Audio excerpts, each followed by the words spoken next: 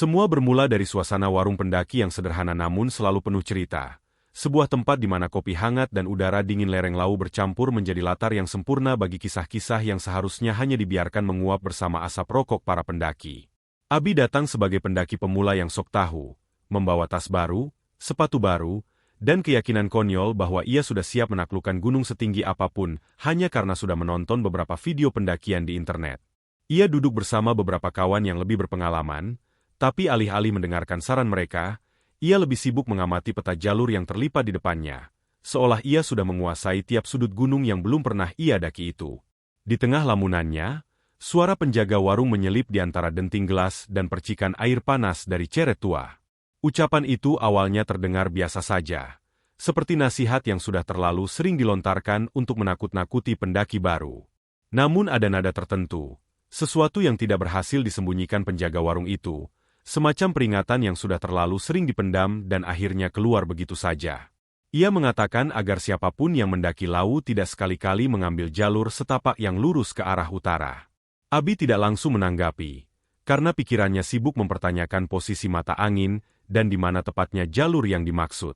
Tapi ketika kata-kata, pintu ke dunia lain, meluncur begitu ringan dari mulut penjaga warung itu, Abi merasa perlu memastikan bahwa ia tidak salah dengar. Ia mengernyit, penasaran, tapi menanggapi dengan nada yang lebih menunjukkan ketidakpercayaan daripada kehati-hatian. "Kenapa emangnya, Pak?" tanyanya, dengan nada yang biasanya dipakai oleh seseorang yang setengah mengejek dan setengah penasaran. Penjaga warung itu berhenti mengaduk kopi, menatap sekilas ke arah pintu warung yang menggantung tirai bambu, lalu kembali fokus pada gelas di depannya. Seolah ia tidak ingin ceritanya terdengar oleh sesuatu yang tidak terlihat. Ia menjelaskan dengan kalimat yang pendek, tanpa dramatisasi, tanpa embel-embel mistis berlebihan. Hanya menyebutkan bahwa jalur itu bukan jalur resmi, dan masyarakat setempat percaya bahwa jalur itu membawa pendaki ke tempat yang tidak seharusnya mereka datangi. Abi tertawa kecil. Tawa yang muncul bukan karena lucu, tapi karena ia merasa lebih tahu. Ia menganggap itu semua bagian dari cerita horor yang selalu dijual untuk menarik perhatian pendaki. Tawa yang seharusnya sopan berubah menjadi pengabaian yang jelas. Namun penjaga warung itu tidak tersinggung. Ia hanya tersenyum tipis, senyum yang lebih mirip raut seseorang yang sudah sering melihat orang lain menertawakan sesuatu yang seharusnya mereka takuti. Lalu ia membalas dengan kalimat pendek. "Mitos? Ya semoga benar begitu." Kalimat yang terdengar biasa, namun justru semakin menebalkan suasana janggal di ruangan itu. Abi tidak memahami bahwa peringatan seperti itu bukanlah sesuatu yang diucapkan sembarangan. Sejak dulu, penduduk sekitar Lau tidak suka membicarakan jalur yang lurus ke utara itu. Bukan karena mereka ingin menciptakan cerita seram untuk menakut-nakuti wisatawan, tetapi karena beberapa hal lebih aman jika tetap tidak diucapkan. Ada kisah tentang pendaki yang pernah lewat sana dan kembali dengan kondisi yang tidak sama. Ada pula yang tidak pernah kembali sama sekali. Tidak satu pun dari cerita itu dibahas malam itu, karena si penjaga warung tahu batasannya. Ia hanya memberikan peringatan sekadarnya, lalu membiarkan keputusan ada di tangan orang yang mendengarkannya. Abi, sayangnya, justru merasa tertarik. Saat teman-temannya membicarakan jalur Cemoro Sewu dan Cemoro Kandang yang sudah jelas rutenya, Abi justru memikirkan jalur utara itu. Ada sesuatu dalam ucapannya yang membuat rasa penasaran Abi bukan mereda setelah diperingatkan, melainkan justru tumbuh menjadi semacam dorongan untuk membuktikan bahwa semua itu hanyalah cerita kosong. Ia menatap keluar warung, melihat pepohonan yang menjulang samar dalam kabut dini malam. Ia membayangkan jalur kecil yang mungkin tersembunyi di antara semak dan akar-akar besar. Jalur yang tidak akan terlihat oleh mereka yang tidak mencarinya. Pikiran itu terus mengganggu, seperti bisikan pelan yang meminta perhatian. Walaupun ia berusaha menghilangkan rasa penasaran itu dengan meneguk kopi panas yang disajikan, kehangatan minuman itu sama sekali tidak membantu mengusir dingin aneh yang tiba-tiba merayap di tengkuknya. Ia bahkan sempat melihat penjaga warung itu beberapa kali melirik ke arah belakang warung, ke arah hutan yang naik perlahan menuju kegelapan. Pandangan itu bukan pandangan orang yang sekadar mengingat cerita lama, melainkan pandangan seseorang yang merasa diawasi oleh sesuatu yang tidak tampak. Namun Abi tidak menangkap isyarat itu. Ia hanya mencatat dalam hati bahwa jalur utara mungkin menarik untuk dijelajahi. Malam itu, suasana warung mulai sepi karena rombongan pendaki lain sudah naik lebih dulu. Hanya tinggal Abi dan dua temannya yang menunggu cuaca sedikit membaik sebelum memulai pendakian. Kabut turun lebih cepat daripada biasanya, menyelimuti sekitar warung seperti tirai tebal yang menggantung dari langit. Udara semakin dingin, dan suara serangga mulai berhenti satu persatu, membuat suasana semakin hening. Hening yang tidak nyaman, seolah alam menahan napas. Penjaga warung tampak semakin jarang bicara, hanya menjawab seperlunya. Tatapannya lebih sering hilang dalam bayangan malam, dan Abi menyadari hal itu, namun ia tidak mengaitkannya dengan peringatan tadi. Justru dalam keheningan itu, rasa penasaran Abi semakin menjadi. Setiap kalimat penjaga warung tadi seolah berulang di kepalanya, tapi dalam versi yang lebih misterius. Ia mulai bertanya-tanya, jika benar hanya mitos, mengapa penjaga warung itu terlihat begitu hati-hati? Jika hanya cerita untuk menakut-nakuti pendaki baru, mengapa nada suaranya seperti memendam pengalaman pribadi? Abi mencoba menepi semuanya dengan logika. Namun entah mengapa logikanya tidak cukup kuat untuk meredakan sensasi seolah ada yang memperhatikan dari kegelapan di luar warung. Ia ingin bertanya lebih lanjut, tapi tidak memiliki keberanian untuk memulai percakapan baru. Ia takut terlihat terlalu peduli pada cerita yang tadi ia tertawakan. Jadi ia diam, membiarkan imajinasinya sendiri mengembangkan cerita yang tidak seharusnya berkembang. Dalam keheningan itu, ia tanpa sadar sedang membuka pintu yang seharusnya tidak ia jamah. Pintu yang hanya dengan mendengar kisahnya saja sudah cukup untuk membawa seseorang ke dalam lingkaran yang tidak terlihat. Waktu terus berjalan, dan kabut semakin padat. Teman-temannya sibuk mempersiapkan peralatan, menyusun ulang barang-barang di dalam tas, serta memastikan semua logistik aman. Abi ikut membantu, namun tidak sepenuh hati. Sebagian besar perhatian dan pikirannya tertinggal di warung tadi, pada cerita yang seharusnya tidak didengar. Setiap kali ia menatap arah utara, meski hanya bayangan gelap tanpa bentuk, ada sensasi aneh yang membuat jantungnya berdetak sedikit lebih cepat. Ia tidak tahu bahwa rasa penasaran seperti itu bukanlah hal yang netral di tempat seperti Lau. Ada cerita yang memang diciptakan untuk dilupakan, ada jalur yang memang seharusnya tidak pernah disentuh, dan ada panggilan yang tidak akan muncul jika seseorang tidak menunjukkan celah dalam pikirannya. Abi tidak menyadari bahwa celah itu sudah terbuka. Rasa ingin tahunya yang berlebihan, keinginannya untuk membuktikan sesuatu, serta keyakinan bahwa tidak ada hal di luar logika manusia. Ketiganya adalah kombinasi yang sempurna untuk menarik perhatian sesuatu yang sudah lama menunggu seseorang seperti dirinya. Dan sejak peringatan itu terucap, entah disadari atau tidak, langkah Abi menuju jalur yang salah sudah mulai terbentuk bahkan sebelum ia menginjakan kaki di gunung. Sejak saat itu, rasa penasaran Abi seperti ditarik ke satu arah yang salah. Sebuah arah yang seharusnya tidak pernah ia tatap, apalagi ia dekati. Pagi itu, udara di kaki Gunung Lau terasa lebih dingin dari biasanya. Namun bagi mereka yang berangkat dengan semangat penuh, dingin bukanlah alasan untuk mengurungkan niat mendaki. Abi dan tiga temannya, Raka yang paling berpengalaman, Gina yang cerewet tapi paling peka terhadap hal-hal aneh, serta Ucup yang selalu membawa humor kemanapun ia pergi, memulai perjalanan mereka melewati jalur resmi yang sudah sering digunakan pendaki lain. Jalur itu jelas, lebar, dan memiliki penanda yang mudah dikenali. Tidak ada alasan untuk tersesat, apalagi memikirkan jalur lain. Langkah-langkah awal pendakian berjalan ringan, diselingi obrolan kecil dan tawa ketika Ucup mulai menceritakan kejadian-kejadian konyol di pendakian sebelumnya. Namun makin lama mereka melangkah, suasana hutan berubah. Pada awalnya masih terdengar suara burung dan gesekan daun yang tertiup angin, tetapi semakin tinggi mereka naik, suara-suara itu satu persatu menghilang. Seperti hutan perlahan memutuskan untuk diam sepenuhnya. Raka yang biasanya santai mulai melirik ke kanan dan kiri, memastikan jalur tetap jelas dan tidak ada yang janggal. Gina beberapa kali menoleh ke belakang, merasa seperti ada sesuatu yang mengikuti dari kejauhan. Meski setiap kali ia melihat, tidak ada apa-apa selain bayangan pohon yang memanjang.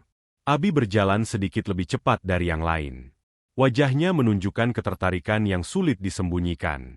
Ia masih memikirkan peringatan penjaga warung semalam, entah karena menantangnya atau justru karena ketakutan samar yang ia tutupi dengan rasa penasaran.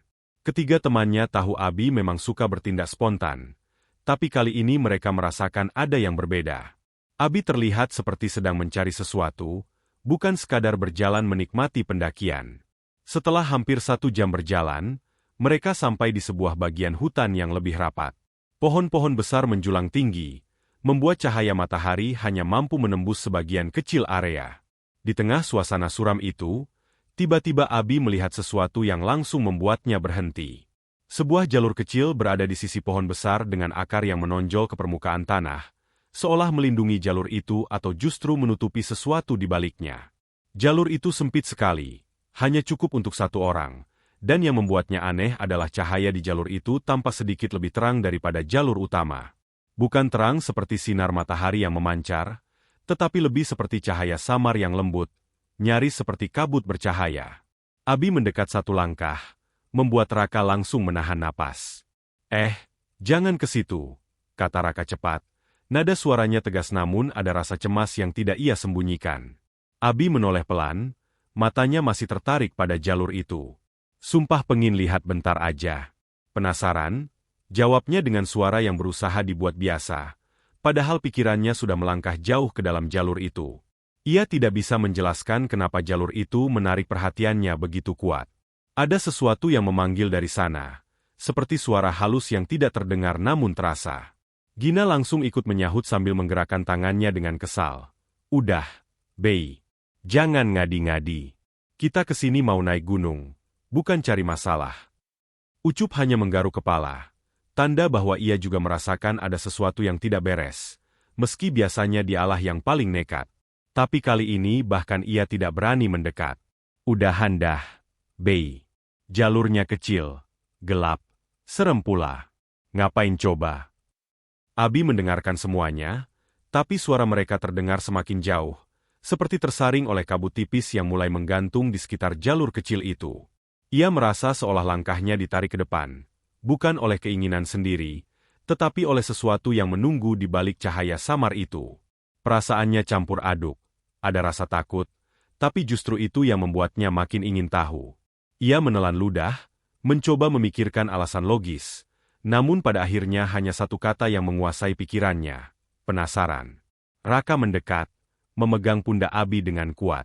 Bei, serius. Jalur itu nggak ada di peta. Nggak ada di GPS. Jangan cari gara-gara. Ia menatap Abi dengan mata yang biasanya penuh keyakinan, tapi kini sedikit bergetar. Namun sialnya, rasa penasaran memang makhluk yang susah dilawan, terutama bagi seseorang seperti Abi yang selalu ingin membuktikan bahwa ia lebih berani daripada kenyataannya. Ketika ketiga temannya sedikit lengah, hanya setengah detik, mungkin sedang menengok ke arah lain untuk memastikan tidak ada pendaki lain yang tersesat, Abi sudah melangkahkan satu kakinya melewati akar besar dan masuk ke jalan setapak itu. Abi! Suara Gina memekik, menggema di antara pepohonan. Tapi Abi sudah berada satu langkah di dalam jalur itu, dan pada saat itulah ia sadar bahwa ia tidak bisa lagi mendengar suara hutan di belakangnya. Tidak ada suara angin, tidak ada suara langkah teman-temannya, tidak ada apapun. Suasana berubah begitu cepat, seolah jalur kecil itu memiliki dunia kecilnya sendiri. Raka langsung mengejar, memegang tangan Abi sebelum ia melangkah lebih jauh. Namun ada sesuatu yang aneh. Genggaman Raka terasa berat, seperti menahan tubuh Abi yang tiba-tiba menjadi lebih sulit digerakkan, seakan tanah di bawah kakinya mencoba menariknya masuk. Bei, keluar. Raka menarik dengan seluruh tenaga, tapi Abi merasa tubuhnya tidak sepenuhnya berada di sana. Ia seperti berdiri di antara dua tempat berbeda. Cahaya samar di dalam jalur itu semakin kuat, membuat ia sulit berpaling. Gina mendekat dengan mata melebar ketakutan. Astaga, Bei, jangan main-main. Keluar. Keluar sekarang. Ucup belum berani mendekat, tapi suaranya terdengar bergetar. Raka, tarik dia. Cepetan. Abi tidak tahu apa yang terjadi. Ia ingin keluar, tapi ada bagian dari dirinya yang justru ingin melangkah lebih jauh. Di telinganya, ada suara lirih seperti bisikan, tidak jelas dari mana datangnya. Namun ia bisa memahaminya tanpa perlu benar-benar mendengar. Datanglah. Raka menguatkan genggaman dan menarik Abi sekuat mungkin. Tarikan itu membuat Abi tersentak dan sadar kembali bahwa ia belum sepenuhnya masuk. Dengan napas yang berat, ia akhirnya berhasil mundur satu langkah, cukup untuk melepaskan pengaruh aneh yang seakan menahan tubuhnya. Begitu ia mundur, cahaya samar itu tiba-tiba meredup, seolah menyadari mangsanya lolos. Abi terduduk, lututnya lemas, Sementara Raka memaki dengan napas terengah-engah. Goblok, BI. Lo mau ngilang? Mau mati konyol? Gina nyaris menangis karena saking paniknya. Astaga, gue kira lo hilang. Dari tadi gue panggil, lo kayak nggak dengar. Lo kenapa sih? Abi membuka mulut, tetapi tidak tahu harus menjelaskan dari mana. Ia sendiri tidak mengerti apa yang baru saja terjadi. Yang ia tahu hanyalah perasaan aneh yang menempel di tubuhnya. Seperti ada sesuatu yang tidak terlihat masih memperhatikannya dari balik pepohonan. Beberapa detik hening. Hanya napas mereka yang terdengar, berat dan bercampur kecemasan. Ucup akhirnya memberanikan diri mendekat. Udah. Kita istirahat bentar. Ini udah aneh banget. Namun saat mereka mundur beberapa langkah menjauhi jalur itu, sesuatu yang tidak pernah mereka bayangkan terjadi. Jalur kecil tadi perlahan memudar, hilang seperti kabut yang tersapu angin. Akar pohon yang tadi menjadi batas jalur kembali menyatu dengan tanah, dan jalur itu tidak terlihat lagi seolah memang tidak pernah ada. Abi membeku. Raka mengumpat pelan. Gina memutar tubuhnya berulang kali untuk memastikan mereka tidak melihat hal yang salah. Ucup sampai harus menepuk pipinya sendiri. Tidak ada jalur. Tidak ada cahaya. Tidak ada apapun. Hanya hutan. Abi merinding. Bukan hanya karena jalur itu menghilang, tetapi karena ia masih bisa merasakan tarikan halus yang tadi memanggilnya. Tarikan itu belum hilang sepenuhnya, seakan menunggu kesempatan lain. Rasa penasaran dalam dirinya berubah menjadi ketakutan yang ia tidak bisa jelaskan, namun juga menimbulkan pertanyaan yang lebih besar. Kalau jalurnya hilang begitu saja, apa yang sebenarnya memanggilnya tadi? Pendakian yang awalnya berjalan biasa kini berubah menjadi sesuatu yang tidak pernah mereka bayangkan. Dan Abi menyadari sesuatu. Jalur yang tidak pernah disebut dalam peta itu mungkin hanya terlihat oleh orang-orang tertentu.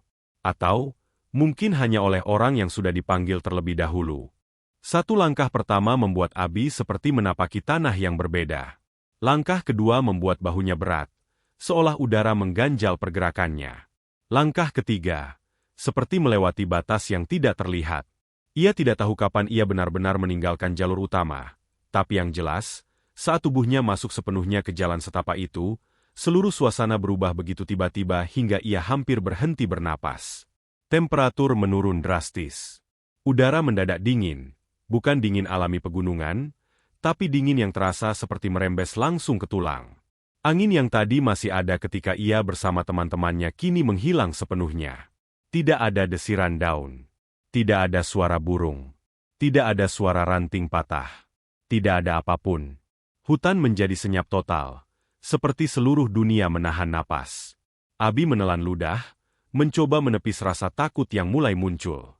Halah, paling cuma perasaanku, gumamnya, memaksa dirinya untuk tetap percaya bahwa ia hanya terlalu lelah atau terlalu panik. Namun kata-katanya sendiri terdengar terlalu jelas, terlalu besar, terlalu keras di tengah keheningan yang tidak wajar itu. Seolah suaranya dipantulkan oleh hutan yang tidak memiliki gema. Ia melangkah lagi. Setiap langkah terasa semakin berat, seperti tanah menahan sepatunya agar tidak terlalu jauh bergerak. Akar-akar pohon tampak lebih besar dari biasanya, menjulur dari tanah seperti tangan-tangan tua yang terentang, seolah menyentuh atau menahan. Abi berusaha tidak menatapnya terlalu lama, tapi bentuk-bentuk akar itu selalu terasa seakan berubah ketika ia mengalihkan pandangan. Hatinya mulai berdebar tanpa alasan yang jelas. Semakin jauh ia berjalan, kabut tipis muncul dari permukaan tanah. Kabut itu seolah mengikuti langkahnya, melingkari kakinya seperti makhluk hidup yang penasaran. Abi merinding saat kabut itu menyentuh kulitnya, karena rasanya bukan seperti kabut dingin biasa, melainkan seperti sesuatu yang lembut tapi hidup, menyentuh, meraba, memastikan ia benar-benar ada di sana. Ia berusaha memperhatikan jalan di depannya. Jalurnya sempit, lurus, dan tidak bercabang. Tidak seperti jalur gunung pada umumnya yang kadang berkelok. Jalur itu seperti garis lurus tak berujung. Padahal Abi tahu ia sudah berjalan cukup lama. Tidak mungkin tidak ada belokan, tidak mungkin tidak ada sedikit pun perubahan. Semua tampak sama. Pepohonan yang terlalu diam, akar yang seolah bergerak, kabut yang makin tebal. Sensasi aneh mulai muncul. Perasaan seolah ia bukan berjalan di tempat yang luas, tetapi masuk ke dalam terowongan yang semakin menyempit, digulung oleh hutan yang bukan hutan, didekati sesuatu yang bukan makhluk. Ia sesekali berhenti untuk mendengarkan kalau-kalau terdengar suara teman-temannya memanggil. Tapi yang terdengar hanyalah ketiadaan. Namun tiba-tiba, saat ia melangkah lagi, sesuatu merusak keheningan itu. Suara langkah kaki di belakangnya. Pelan. Teratur. Seperti seseorang berjalan sangat dekat. Dalam keheningan absolut seperti itu, suara langkah itu terdengar jelas dan menembus pikiran Abi seperti jarum dingin. Deh. Jantungnya seakan berhenti. Langkah itu semakin mendekat. Deh. Abi menahan napas. Tubuhnya tegang. Ia tidak tahu apakah harus berbalik atau tidak. Namun suara itu datang lagi. Lebih dekat, seolah tepat di belakang tengkuknya. Dan kemudian, suara itu berhenti. Akhirnya datang juga. Suara itu bukan suara manusia biasa. Bukan gema. Bukan angin. Suaranya rendah, serak, dan seakan keluar dari tempat yang sangat dekat, tapi juga sangat jauh. Suaranya seperti berasal dari dalam kepalanya sendiri, tapi dengan nada yang jelas bukan suaranya. Abi langsung menoleh cepat. Siapa? Dadanya naik turun, napasnya berat. Ia mengharapkan melihat seseorang, entah itu teman, pendaki lain, atau apapun yang nyata.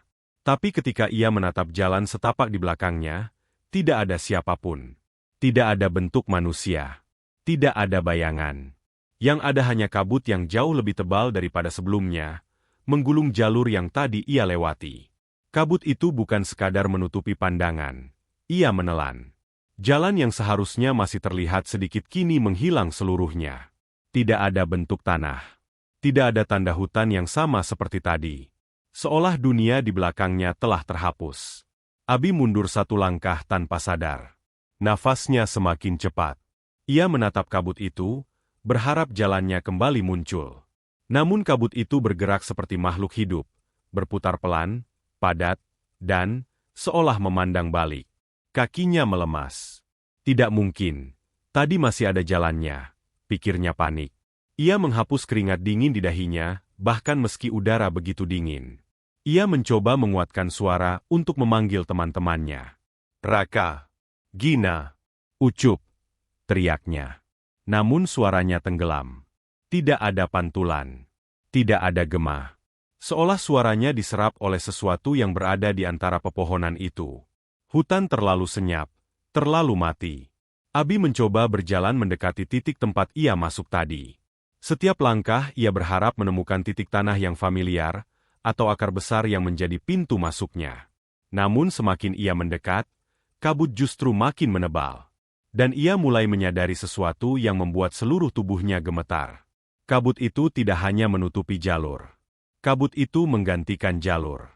Ketika ia mencoba menyentuh kabut itu, tangan Abi seperti menembus ruang kosong yang dinginnya tidak wajar. Rasanya seperti memasukkan tangan ke dalam air es, namun lebih parah, karena bukan dingin biasa. Dingin itu terasa seperti menyentuh permukaan sesuatu yang berada di luar dunia ini. Sesuatu yang tidak seharusnya disentuh manusia. Abi cepat-cepat menarik tangannya. Jari-jarinya mati rasa sesaat. Hah, ini apaan sih? Katanya.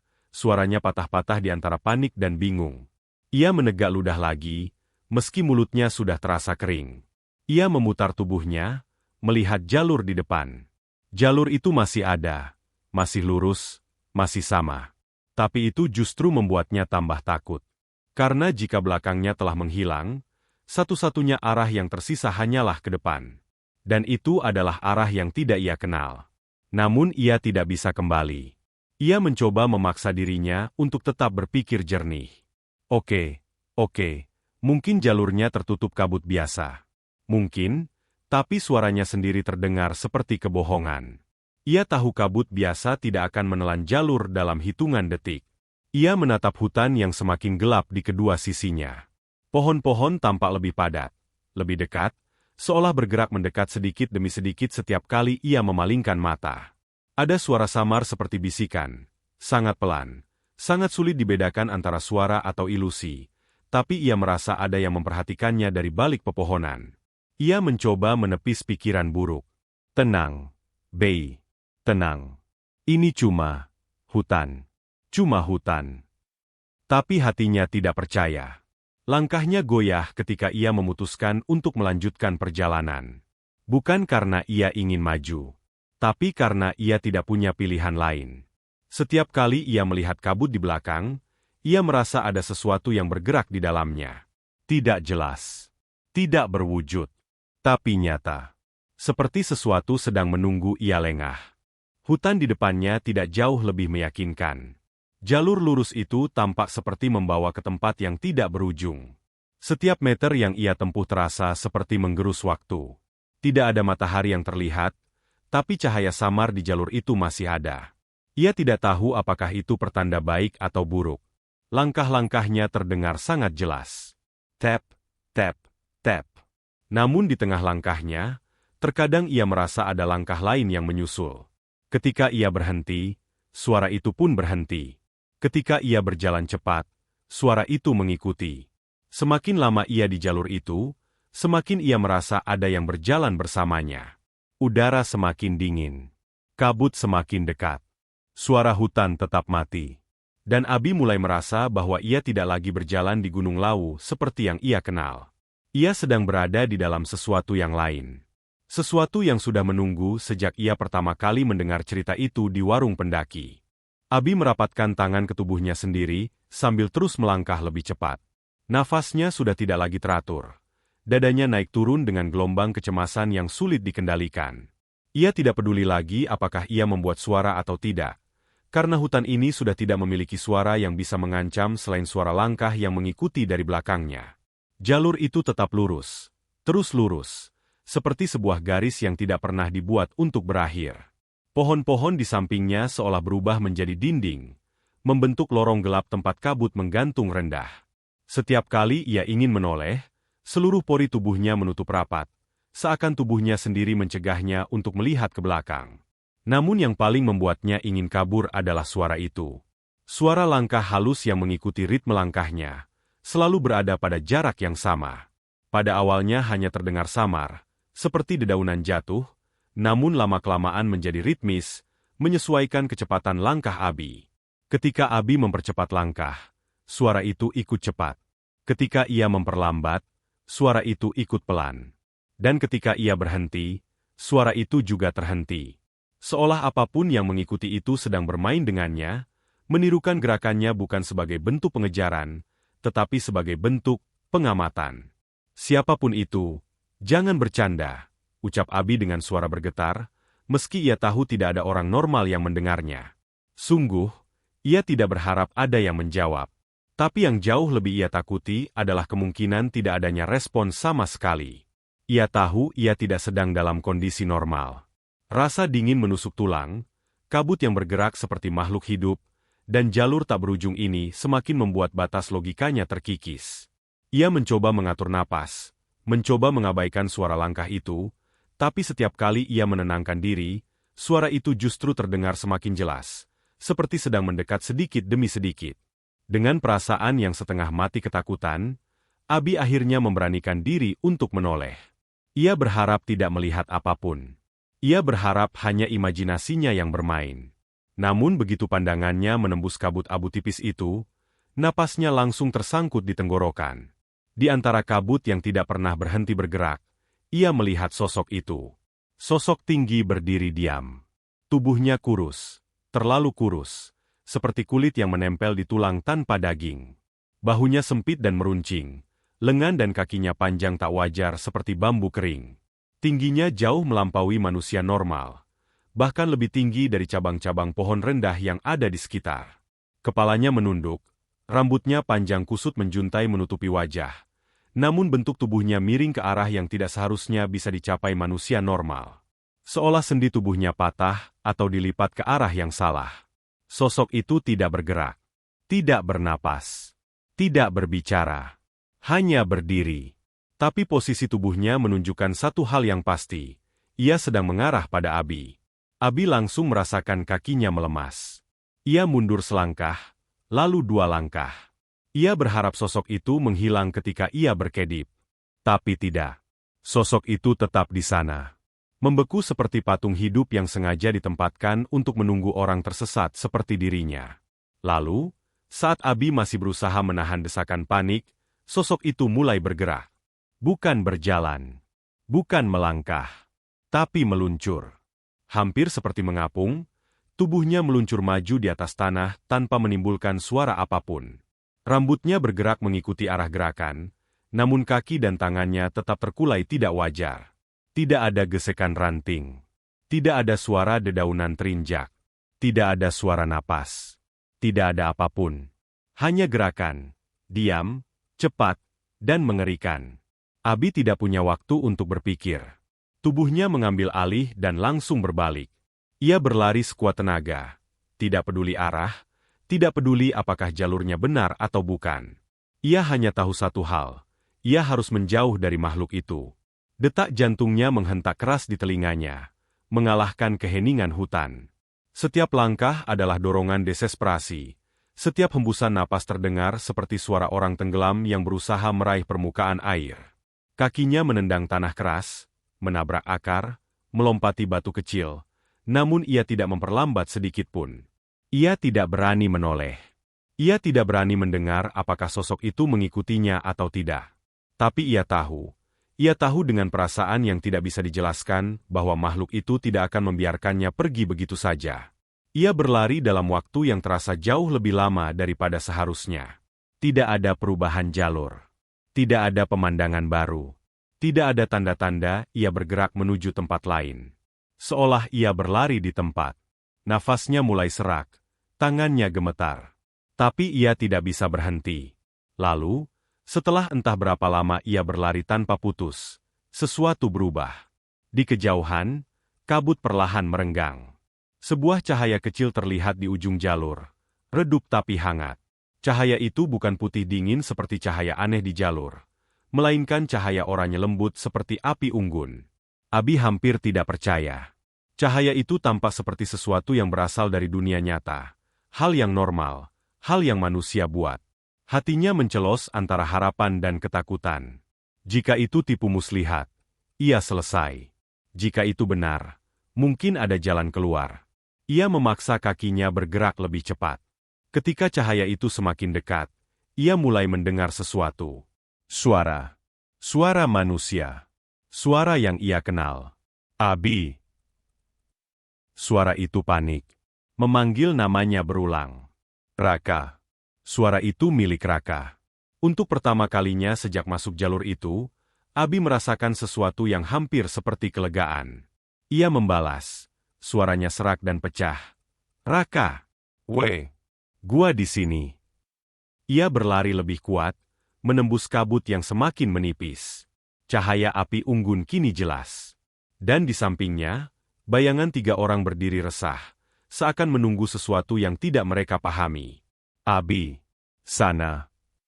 Suara Gina kini terdengar lebih jelas dan histeris. Namun sebelum ia benar-benar keluar dari kabut, sebuah suara lain terdengar tepat di belakangnya. Suara yang jauh lebih dekat dari seharusnya. Suara dingin yang membuat seluruh tubuhnya membeku seketika meski ia tidak melihat wujudnya. Kau tidak bisa lari. Abi merasa seperti jatuh ke dalam lubang es. Kata itu menggema di dalam kepalanya. Seakan makhluk itu berbisik langsung ke benaknya. Bukan melalui udara. Kakinya hampir terhenti. Namun melihat cahaya api unggun dalam jarak hanya beberapa meter membuatnya memaksa tubuhnya terus bergerak. Ia menerobos keluar dari kabut. Begitu kakinya menyentuh tanah di luar jalur kabut itu, suara dingin itu hilang seketika. Udara terasa lebih hidup. Suara hutan kembali terdengar samar. Angin, dedaunan, bahkan burung. Dan teman-temannya langsung meraih tubuhnya sebelum ia terjatuh. Abi, gila lo kemana aja? Raka mengguncang bahunya. Abi terengah-engah, tubuhnya gemetar hebat. Ia tidak bisa menjawab. Ia hanya bisa menatap ke belakang, ke arah kabut yang mulai memudar perlahan, seakan menutup pintu dari dunianya sendiri. Namun sebelum kabut itu benar-benar menghilang, Abi melihat sesuatu. Di balik tirai kabut yang terakhir, sosok tinggi itu berdiri diam. Tubuhnya miring, rambutnya menutupi wajah. Kali ini ia tidak bergerak, tidak meluncur, tidak mengejar. Ia hanya berdiri. Dan Abi tahu dengan ketakutan yang tidak bisa terbantahkan, bahwa sosok itu belum selesai dengannya. Abi masih menelan napasnya yang tersengal ketika Raka, Gina, dan Ucup menyeretnya keluar dari semak-semak. Ketiganya terlihat seperti orang yang baru saja menemukan barang hilang yang sangat berharga, meski nada bicara Raka tetap keras seperti biasa. Yang lain terlihat cemas, terutama Gina yang sejak tadi tidak berhenti menatap wajah Abi yang pucat seperti habis melihat sesuatu yang bukan dari dunia ini. Abi mencoba bicara, namun mulutnya kering, suara macet di tenggorokan seperti ada beban besar yang menghalangi. Raka memukulkan dahan kecil ke tanah, marah sekaligus lega. Gila lo, Bei. Dari tadi kemana aja? Kita panggil-panggil gak jawab. Abi menelan ludah. Suaranya baru keluar setelah beberapa usaha, tipis dan bergetar. Gue tadi. Namun seketika ia berhenti. Tatapannya terpaku pada satu titik di belakang mereka. Ia menunjuk, meski tangannya gemetar hebat. Tadi gue lewat situ. Namun yang ia tunjuk hanyalah hutan biasa. Tidak ada jalur. Tidak ada jalan setapak panjang yang tadi ia ikuti. Tidak ada kabut aneh yang menggantung pekat. Semuanya hilang, seakan tidak pernah ada sejak awal. Apaan? Itu cuma semak-semak, kata Gina sambil mengerutkan dahi. Abi melangkah maju mendekati tempat itu, berharap melihat sedikit saja sisa dari jalur itu. Apakah jejak tanah terinjak, daun yang tersibak, apapun. Tapi tidak ada. Semuanya tampak seperti hutan normal. Sunyi, lembab, dengan bau tanah dan lumut yang khas. Jika orang lain melihatnya, mereka tidak akan pernah percaya di sana barusan ada jalur panjang yang seolah tidak berakhir. Ucup menepuk punggung Abi dengan lembut, mencoba meredakan ketegangan. Udah, turun aja, Bei. Muka lo pucat banget. Serius deh, kayak habis dikejar babi hutan. Abi tidak menjawab. Ia hanya mengangguk, meski pikiran dan detak jantungnya belum kembali stabil. Mereka semua segera turun. Langkah mereka dipercepat, dan tidak ada satupun yang berani bercanda atau mengobrol seperti biasanya. Bahkan Raka yang biasanya paling banyak bicara memilih diam. Tak satupun dari mereka benar-benar mempercayai alasan yang dilontarkan Abi, bahwa ia hanya tersesat sebentar. Tapi mereka tahu tidak ada gunanya memaksa Abi bicara ketika wajahnya saja tampak seperti orang yang baru selamat dari bahaya besar. Saat perjalanan turun, Abi berkali-kali menoleh, memastikan tidak ada yang mengikuti. Setiap kali ranting bergerak atau burung terbang, ia hampir melompat karena kaget. Ketakutannya bukan sekadar karena sosok itu tadi mengejarnya, melainkan karena ia tahu sosok itu tidak hanya pengganggu biasa. Makhluk itu mengamatinya. Bahkan saat ini pun, ia merasa kabut hutan seolah mengawasinya dari kejauhan. Malam pun tiba. Mereka akhirnya sampai di penginapan yang sederhana, namun cukup hangat. Setelah makan malam seadanya, satu persatu dari mereka masuk kamar masing-masing. Abi masuk ke kamar bersama Raka. Sementara Ucup dan Gina tidur di kamar sebelah. Abi tidak langsung tidur. Ia duduk di ranjang, punggungnya bersandar pada dinding, masih mencoba meredakan napas yang sejak tadi tidak pernah benar-benar stabil. Raka yang sudah mandi kini tertidur pulas. Ngorok kecil terdengar dari kasurnya. Abi iri. Seandainya ia bisa tidur semudah itu. Pikirannya tidak bisa lepas dari kejadian tadi. Bayangan sosok itu, tinggi kurus dengan posisi tubuh miring tidak wajar, rambut menutupi wajah, dan suara dingin yang berbisik di belakangnya, kau tidak bisa lari. Abi meremas rambutnya, mencoba menghilangkan bayangan itu dari kepalanya. Ia mengambil ponselnya, berniat mengecek jam. Namun begitu layar terbuka, ia melihat ikon galeri berkedip seakan ada foto baru masuk. Ia mengernyit. Ia merasa tidak pernah mengambil foto apapun hari ini. Terutama bukan saat ia berlari ketakutan. Dengan rasa penasaran yang disertai rasa tidak nyaman, ia membuka galeri. Dan di sana, satu foto berada paling atas. Satu foto yang tidak pernah ia ambil. Hutan berkabut. Kabutnya begitu tebal hingga terlihat seperti tirai berbulu yang menggantung di udara. Jalan setapak lurus, jalur yang ia ikuti tadi. Sudut pengambilannya lurus, seakan seseorang berdiri tepat di tengah jalur dan memotret. Lalu, di bagian paling belakang foto, berdiri sosok itu. Tinggi, kurus. Kepalanya menunduk. Tubuhnya miring ke satu sisi seolah tulangnya hampir patah. Rambutnya jatuh berantakan menutupi wajahnya. Namun meskipun wajahnya tidak terlihat, Abi bisa merasakan tatapan makhluk itu tertuju tepat ke arah kamera. Ke arahnya. Abi menjatuhkan ponsel dari tangannya, membuat suara keras yang membangunkan Raka. Namun Abi tidak peduli. Ia membeku, matanya membesar, dadanya seperti dipukul dari dalam. Ponsel itu tergeletak di lantai, tapi layarnya masih menyala, dan foto itu masih terpampang jelas. Dan kemudian sesuatu yang lebih mengerikan terjadi. Bayangan hitam di foto itu bergerak. Kabut dalam foto itu bergetar, seperti direkam dalam video, padahal itu foto statis. Sosok tinggi itu tampak memiringkan tubuhnya sedikit lebih dalam, membuat sudut tidak wajar di bahunya semakin menonjol. Rambutnya terangkat sedikit, seolah ada angin yang berembus di dalam foto. Abi bisa melihat sosok itu perlahan-lahan bergerak semakin dekat ke arah kamera, seperti menempelkan dirinya pada permukaan layar.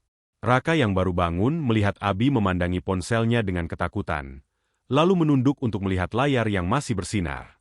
Namun tepat saat ia hendak melirik, layar ponsel itu tiba-tiba menjadi hitam. Mati. Abi tersentak mundur. Raka mengerutkan alis. Apaan sih, Bei? Namun Abi tidak bisa bicara. Suaranya terkunci, tubuhnya masih diliputi ketakutan yang dalam. Ia meraih ponselnya dengan tangan gemetar.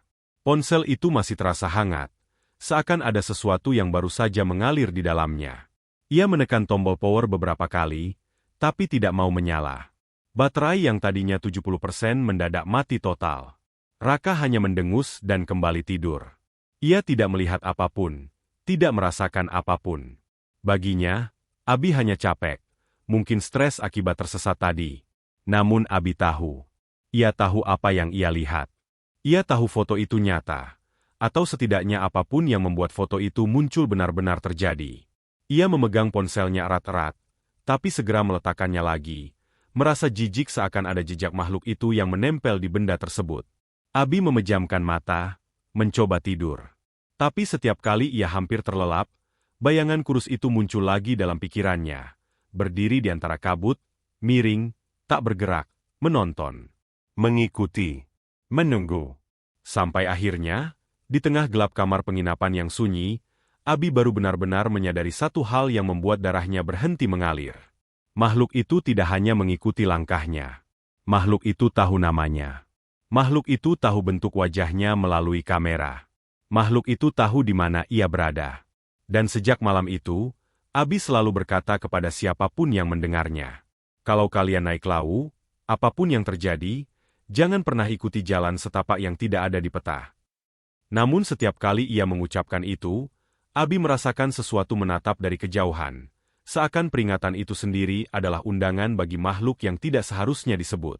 Ia tahu hidupnya tidak akan sepenuhnya kembali normal. Ada sesuatu yang tertinggal di hutan itu.